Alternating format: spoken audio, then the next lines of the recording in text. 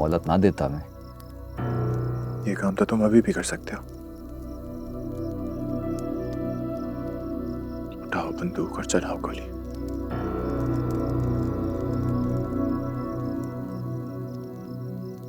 लेकिन एक शर्त है, गोली सीधा दिल के पार होनी चाहिए। शादिल आफरे, तुझे अपना खून बख्शा मैंने,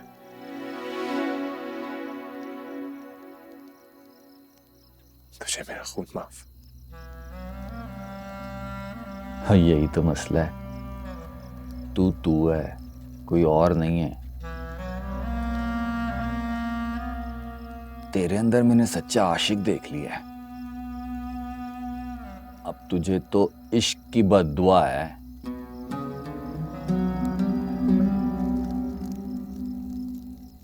अब ये गोली वोली तेरा कुछ नहीं बिगाड़ सकती। तेरा रोग मौत से भी आगे का है।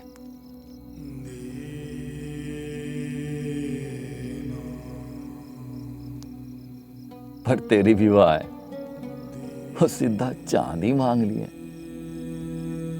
और कोई छोटा मोटा सितारा मांगा होता, मैं अपनी जान पे खेल के तेरी हथेली पे रख देता। पर तेरी मांग मेरी पहुंच से बहुत आगे की है।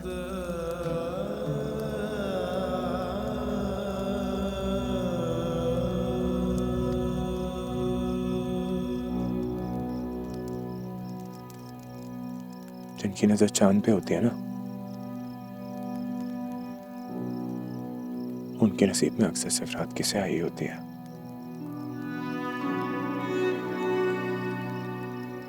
तो मेरी फिक्र ना कर दिलावरे, मैं अब इस अंधेरे का आदी होने लगा। पर मैं तुझे जलता हुआ नहीं देख सकता।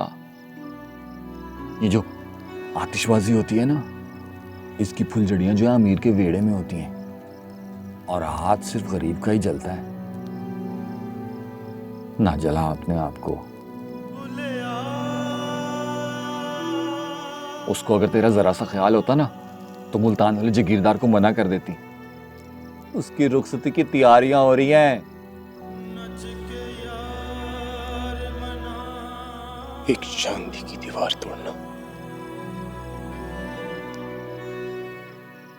शायद एक प्यार से भरे दिल को तोड़ने से ज्यादा मुश्किल होता है।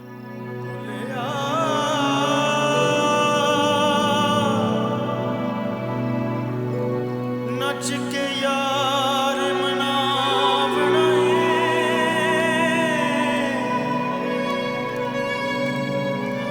सारा दिल दा कुफर गवावना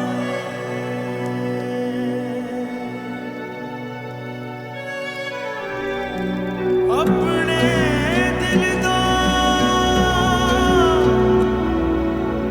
मकसद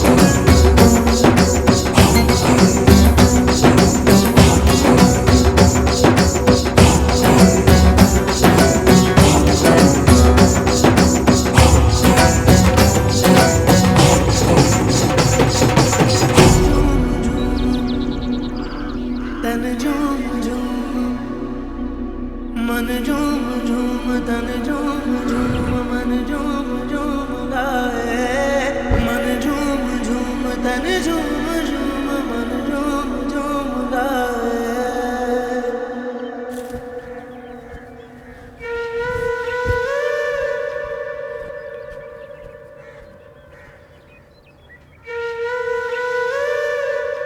पता है मुझे किस गड्डी के निकलने का इंतजार है तुझे। अरे बाऊ, और इस हवेली की जनानी की दीवारें इतनी ऊंची हैं, तू सवेर से लेकर शाम तक भी बैठा रहे ना, फिर भी वो तुझे नजर नहीं आएगी।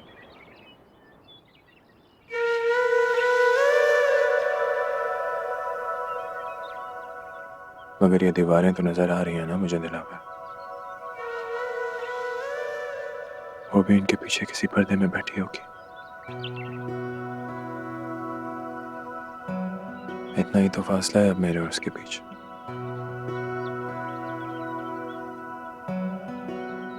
और सच कहूं,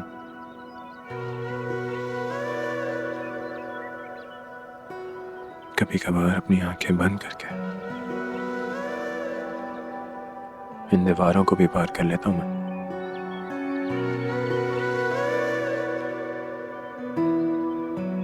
और किस मिट्टी का बना है तू? तेरा रास्ता तो दीवारें भी नहीं रोक पा रही, और उस जल्ली को पहचान ही नहीं है इस हीरे की। वो तो इस हीरे को छोड़ के पत्थरों से सौदा करने जा रही है।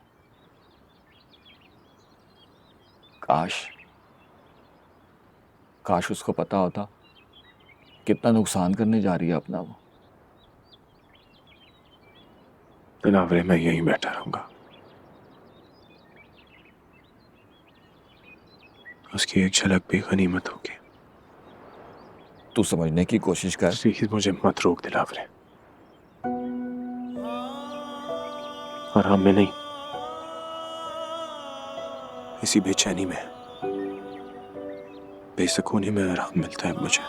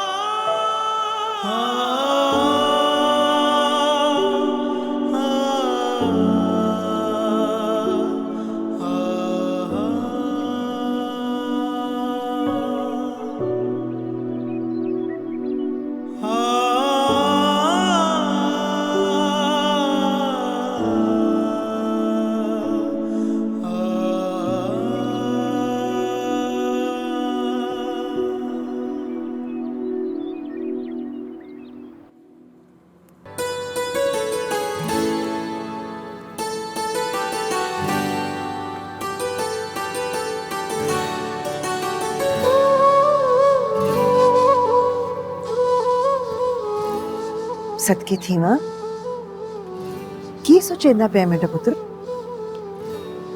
अम्मा सैड, इस सैटेलाइट के दौर में भी आपने मुझे माही से फोन पर बात करने के लिए मना कर रखा है। की गल करे सो माई ना, मेरे को बता दे, तेरा पैगाम भिजवा दे सा। हद होती है अम्मा सैड, सारी बातें आपसे तो नहीं कर सकता मैं। माही से बात होती तो पता लगता ना कि कम से कम उसको ये रिश्ता मंजूर भी है कि नहीं। पुत्र, उसकी वही मर्जी है जो उसके माँ प्यो की मर्जी है। लड़कियां बालियां अपनी मर्जी माँ प्यो की जुबान से बताती हैं, और फिर पीर साईं का कराना। इस मामले में बड़े सख्त लोग हैं, अपनी बीवियों को 7 पर्दों में लुका के रखते हैं। अच्छा, ये नहीं पता था मुझे। अलबत्ता चलो, ये भी पता चल ही जाएगा। सारी खबरें हैं तुझे, मेरे को चंगी तरह पता है। खबरदार फोन ना करना, थोड़े दिन आती गाल है, जरा सब्र कर। अम्मा, थोड़े दिन सब्र ही तो नहीं होता है। अरे अम्मा, वो तस्वीर भिजवा दी थी ना आपने मेरी, वो मैं इसलिए पूछ रहा हूँ ना कि कहीं उसको ऐसा ना लगे मैं धोती कुर्ते में गंडासा लेकर खड़ा हूँ, किसी चौकीदार की तरह कोई जागीरदार हूँ। भिजवा देती थी तस्वीर, और बदले में बीबी सैन ने उसकी तस्वीर भिजवाई है। मेरे को लगसी कि लड़की ने आप एल्बम से निकाल कर माँ को दी है। बहुत प्यारी लग रही तस्वीर में। तो कहाँ है तस्वीर, मुझे देना।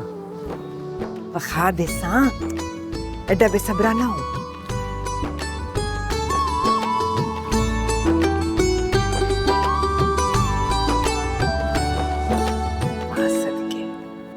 इंशाल्लाह नजर।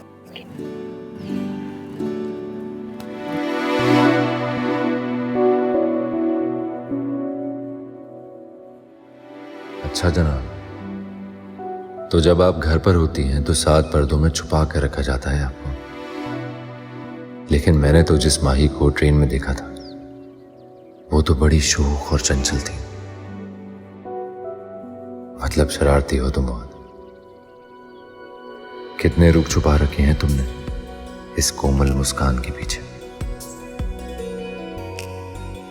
मगर मुझे तुम हर रूप में प्यारी लगती हो।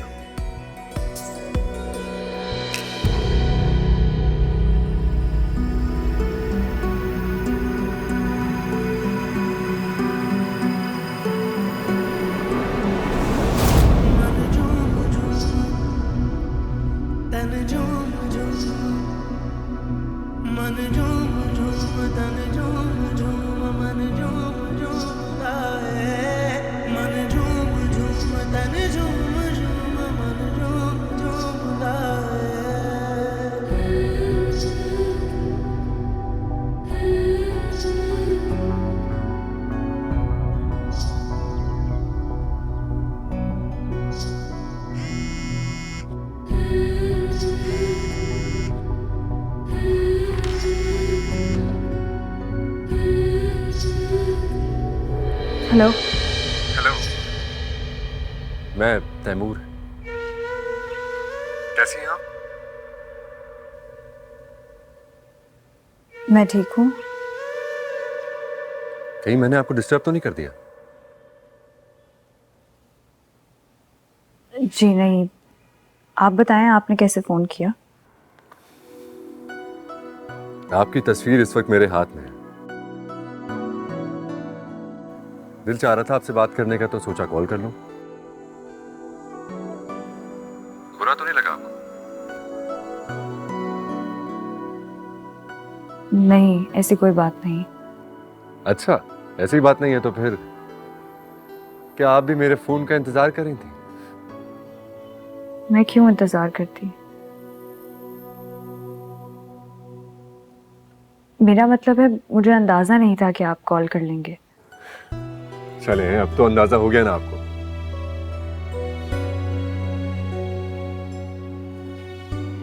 आप इतना घबरा क्यों रही हैं?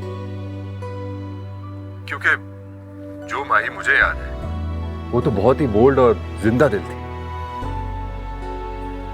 नहीं तो आपको कोई गलत फहमी हुई है, मैं क्यों घबराऊं? ओके, तो फिर इसका मतलब हुआ कि आप मुझसे शर्मा रही हैं। जी नहीं।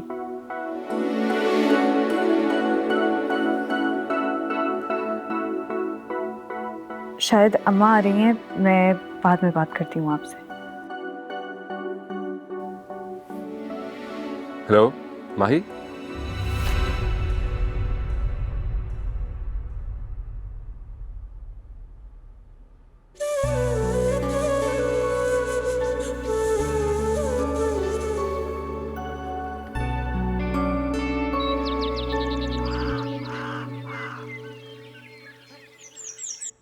मुझे ये सब बहुत खतरनाक लग रहा है माही। अब जब हवेली में चारों तरफ तुम्हारी शादी की तैयारियां शुरू हो गई हैं, हर नजर तुम पर टिकी हुई है, तुम उस लड़के से मिलना चाह रही।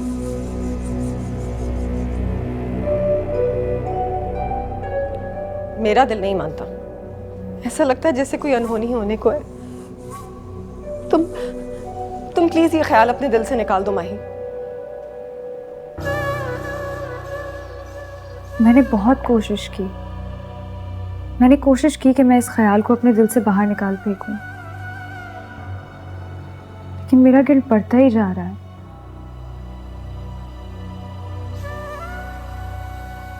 फकीरा ठीक कह रही थी।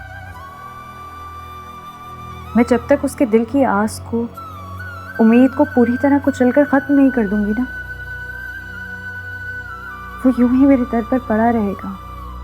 आज तुम्हारे लहजे में वो वजन, तुम्हारी दलील में वो तासुर क्यों नहीं महसूस हो रहा माही?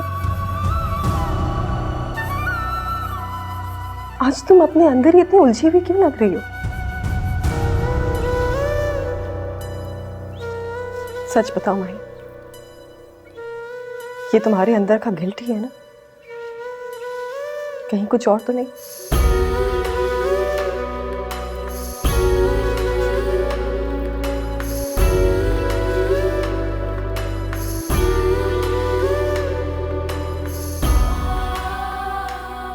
नहीं भाभी, कुछ और क्या हो सकता है?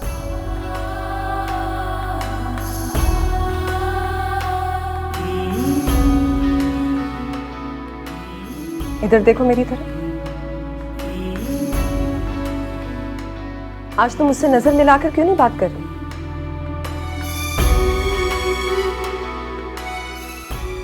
नहीं भाई, ये तुम्हारा गिल्ट या पछतावा नहीं है, ये कुछ और है। ये तो नहीं।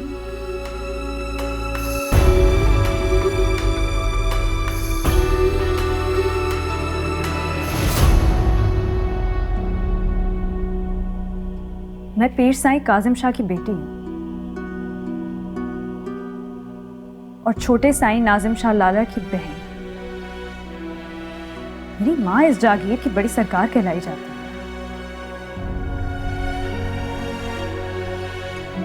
मेरे बाप का शमला इस इलाके में सबसे ऊंचा है।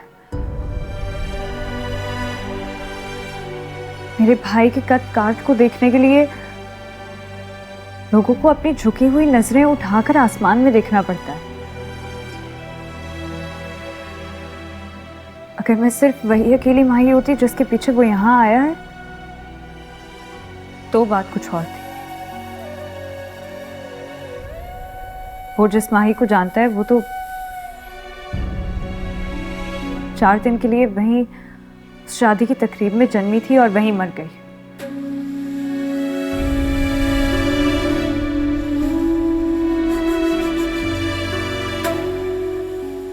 यहाँ जो माही है